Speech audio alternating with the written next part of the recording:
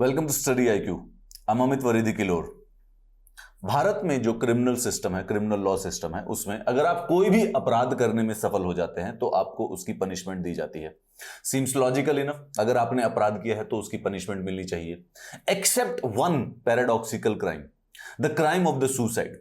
Suicide एक ऐसा crime है इंडिया में जिसको अगर आप करने में सफल हो जाते हैं तो आयरॉनिकली आप लॉ की रीच से बाहर हो जाते हैं। सुसाइड की पनिशमेंट सिर्फ तभी मिलती है जब आदमी इस क्राइम को करने में असफल रहता है, यानी कि सुसाइड करने की कोशिश की गई है, आदमी अगर जिंदा बच गया है तब उसको पनिशमेंट दी जाती है। बाकी सारे के सारे क्राइम जो हैं वो क्राइम जब कंप्लीट हो जाता है, जब क्राइम कंप्लीटली सफल हो जाता है तो उसके बाद उसकी पनिशमेंट मिलती है। अगर आप किसी को मर्डर करने गए और मर्डर किए करने की कोशिश की लेकिन किसी का मर्डर नहीं हुआ, वो इत्तेफाक से बच गया, तो आपको मर्डर की पनिशमेंट नहीं दी जा सकती क्योंकि आप असफल हो गए थे मर्डर करने में। आपको पनिशमेंट तभी मिलेगी जब आप एक सक्सेसफुल मर्डर कर देते हैं। Suicide is other way round. अगर आप सुसाइड करने जाते हैं तो आपको पनिशमेंट तब मिलती है जब आप सुसाइड करने में फेल हो जाते हैं, क्योंकि अगर सुसाइड करने में सफल हो जाते हैं तो you are out of the reach of the mortal world of law and the courts.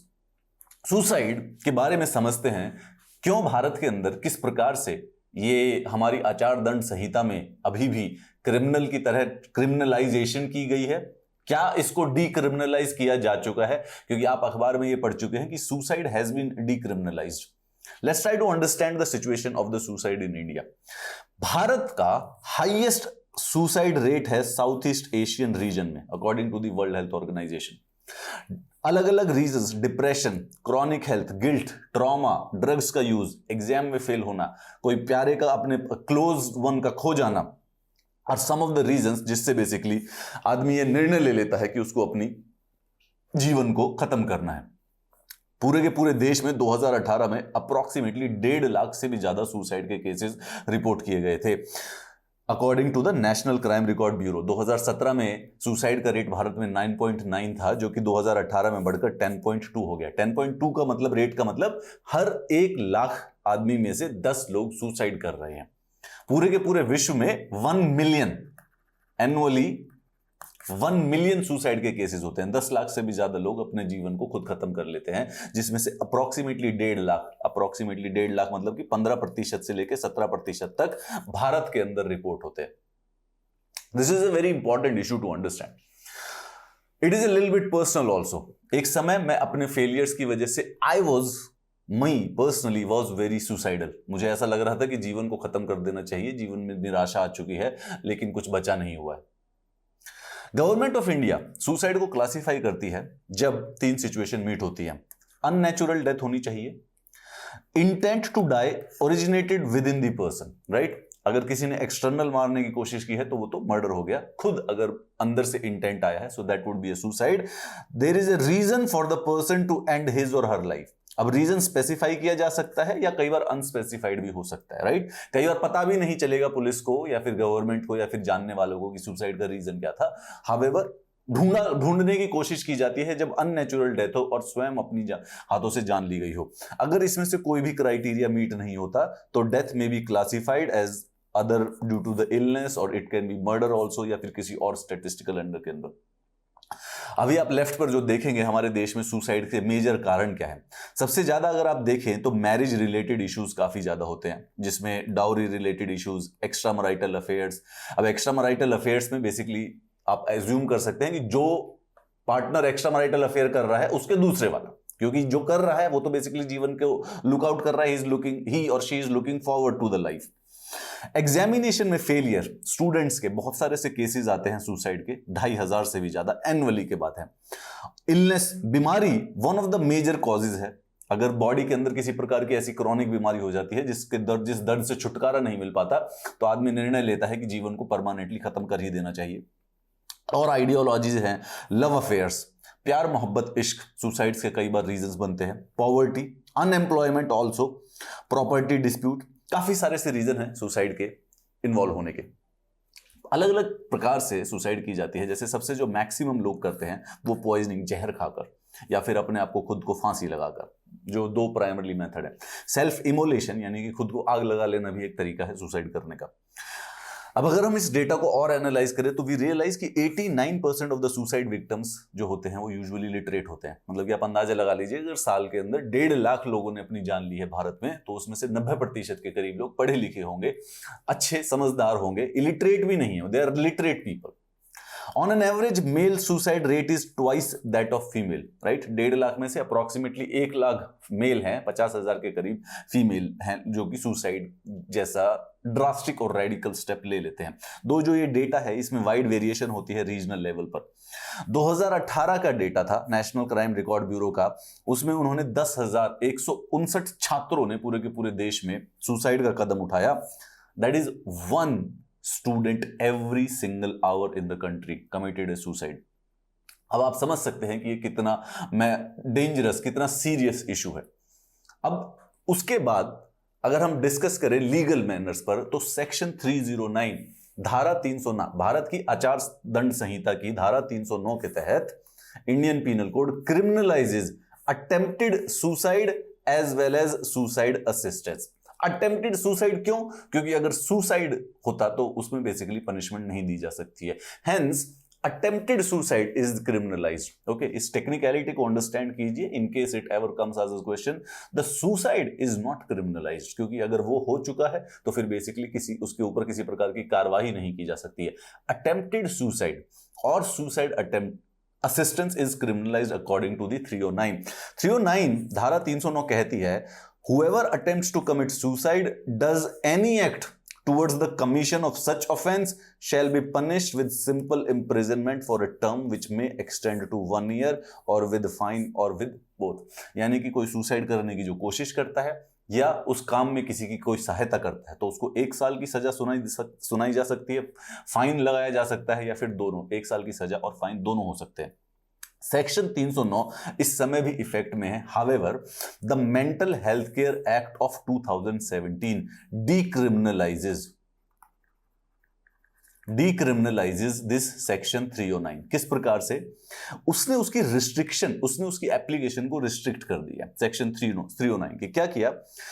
Notwithstanding anything contained in the section 309 of Indian penal Code, any person who attempts to commit suicide shall be presumed unless proved to have severe stress and shall not be tried and punished under the said code।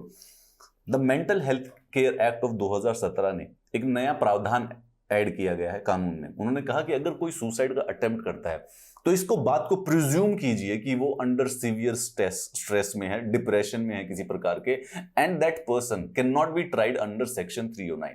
Section 309 अभी भी है, लेकिन यह है कि उसको try नहीं किया जा सकता है जो भी सुसाइड का अटेम्प्ट करता है, इस अजम्पशन के तहत कि वो बेसिकली सीवियर स्ट्रेस में है। यानी कि बेसिकली इस समय सुसाइड को डिक्रिमिनलाइज कर दिया गया था मेंटल हेल्थ केयर 2017 की तरफ से। इसमें 2 प्रकार के ग्रुप एग्जिस्ट करते हैं, right? Section 309 Indian penal Code का है जो कि अटेम्प्टिंग सुसाइड को पनिशमेंट करता है।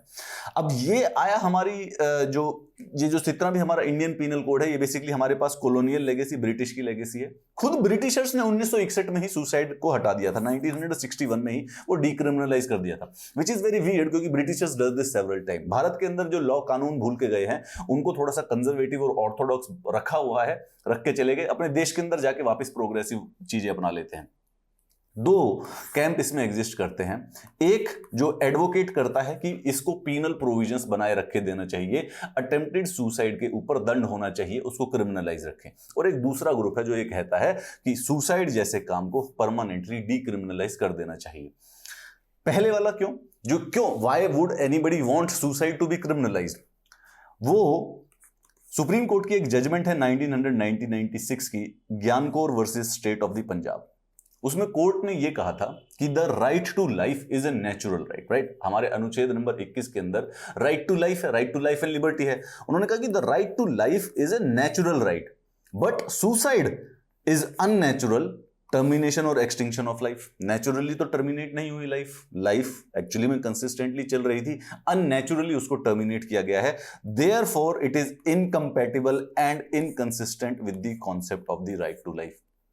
तो क्योंकि राइट टू लाइफ ये नहीं कहता कि उसके अंदर आप अननेचुरली अपनी लाइफ को टर्मिनेट कर दे, हेंस सुसाइड इज समथिंग जो कि क्रिमिनलाइज होना चाहिए। अपनी जान लेने का अधिकार, अगर कोई दूसरा आदमी आपकी जान ले लेता है तो उसको मर्डर का चार्जेस लगता है, राइट? तो आप भी अगर अपनी जान ले लेते हैं तो वो भी बेसिकली सेम ही बात हुई कि आपके पास भी अपनी जान लेने का अधिकार नहीं है, and hence the suicide shall be criminalised. The other group says कि attempting suicide should not be criminalised, और ये बोलते हैं कि Maruti Shripati Dubal versus state of Maharashtra 1986 की एक जजमेंट है, उसमें बॉम्बे हाई कोर्ट ने 309 सेक्शन को अनकॉन्स्टिट्यूशनल बताया था। उन्होंने कहा था कि freedom of speech and expression में यह भी तो आता है कि आप कुछ ना बोलें, फ्रीडम ऑफ मूवमेंट में यह भी तो आता है कि जरूरी नहीं है आपकी चॉइस है आप वहां जाएं या ना जाएं, फ्रीडम ऑफ एसोसिएशन का यह मतलब भी तो हुआ कि आप किसी एसोसिएशन का पार्ट ना हो। तो उसी प्रकार से logically it must follow that the right to live will include also a right not to live or not to be forced to live। भाई आपके पास right to freedom of speech and expression है, परंतु अगर आप चुप रहना चाहते हैं तो वो भी तो आपका उतना ही अधिकार हुआ right to freedom of speech and expression का, आप नहीं बोलना चाहते कुछ। उसी तरीके से अगर राइट टू लाइफ है तो आपके पास right to end the life भी है। But more deeply speaking, suicides को डिक्रिमिनलाइज करने का रीजन ये होता है कि जो लोग सुसाइड का स्टेप लेते हैं वो यूजुअली स्ट्रेस में लेते हैं, डिप्रेशन में लेते हैं। That is actually the primary problem. Parliament ने इसी चीज को नोटिस करते हुए, इसी चीज को कंसिडरेशन में लेते हुए मेंटल हेल्थ केयर एक्ट पास किया था 2017 में, और उन्होंने कहा कि सेक्शन 309 नॉट विथस्टैंडिंग, उस सेक्शन को छोड़ देते हैं अभी के लिए, अगर कोई भी आदमी सुसाइड करता है तो हमें प्रिज्यूम करना चाहिए कि वो आदमी सीवियर स्ट्रेस में है और उसको सेक्शन 309 के अंडर ट्राई नहीं करना है, उसको उसके ऊपर वो चार्जेस नहीं लगाने हैं अनटिल इट इज प्रूवन कि उसने सीवियर स्ट्रेस में जान लेने की कोशिश नहीं की। यानी कि सुसाइड अगर आप डिप्रेशन या स्ट्रेस की वजह से कर रहे हैं, जो कि प्री अजम्पशन है, जो भी सुसाइड करेगा इट इज अज्यूम्ड कि वो स्ट्रेस में है, वो डिप्रेशन में है।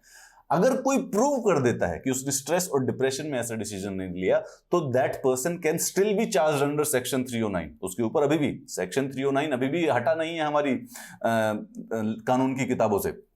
However, this law applies only to those suffering from the mental illness. There is a presumption of severe stress in case of an attempt to die by the suicide. अगर severe stress नहीं है तो basically उनके ऊपर 309 का penal code लगाया जा सकता है। इसका एग्जांपल मैं आपको बताता हूं। एक जैसे सपोज कीजिए कि आप किसी प्रोटेस्ट में जाते हैं एंड आप प्रोटेस्ट के अंदर फास्ट अनटू डेथ कर लेते हैं, राइट? Fast unto death. अब फास्ट अनटू डेथ करने का मतलब है कि आप इसको सीवियर स्ट्रेस और डिप्रेशन में नहीं कर रहे हैं। ऐसे में पुलिस आपको सुसाइड करने की कोशिश, अटेम्प्टेड सुसाइड में आपको जेल में डाल सकती है 1 साल के लिए। इरम शर्मिला का आपने नाम सुना होगा, इरम शर्मिला अफस्पा नाम के कानून को हटाने के लिए कई सालों तक भूख हड़ताल पर रही थी, एक्चुअली में डेकेड से भी अधिक तक। तो क्या हुआ करता था कि वो भूख हड़ताल पर बैठती थी और पुलिस उनको पकड़ लेती थी अटेम्प्टेड सुसाइड में और उनको 1 साल के लिए जेल में डाल देती थी एंड उनको फोर्स फीड किया जाता था, फोर्स फीड।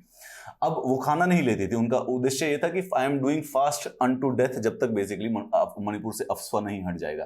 तो जैसे ही वो गई अटेम्प्टेड सुसाइड, उनके ऊपर चार्जेस लगाए गए और उनको पकड़ लिया गया और उनको फिर फोर्स फीड किया जाता, क्योंकि सुसाइड करना देश के अंदर अलाउड नहीं है। जैसे ही 1 साल खत्म होता उनको वापस छोड़ा जाता, वो वापस फास्ट पर जाती, उनको फिर दोबारा से पकड़ लाता। इसी तरीके से पूरा का पूरा एक डेकेड से भी ऊपर यही काम चलता रहा था।